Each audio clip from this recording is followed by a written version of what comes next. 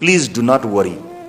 तपाईहरु चिन्ता नगर्नुस्, हामी छौं, आत्तिनु पर्दैन, हामी सम्हाल्छौं, सम्हालेर लिएर जान्छौं। हिँडिरहँदाखेरि बाटोमा कहिलेकाहीँ बादलका टुक्राहरूमा जहाज छिर्दाखेरि जहाज हल्लिन्छ, तर जहाज हल्लियो भन्दैमा लौ दुर्घटनामा पर्ने भयो कि खसिने भयो कि भनेर डर मान्नु पनि पर्दैन। As I said earlier, sit back and relax. हामी सही ढंगले असल नियतका साथ यो जहाजलाई गन्तव्यमा पुर्याउँछौं। कहिलेकाहीँ ट्रान्जिसन कहिलेकाहीँ अलिकति अत्यास लाग्दो हुन सक्छ, एक ठाउँबाट अर्को ठाउँमा, एउटा ढंगबाट अर्को ठाउँमा।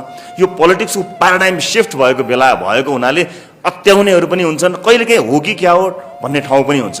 तर हामी हाम्रो लाभको लागि यहाँ काम गरिरहेका छैनौं।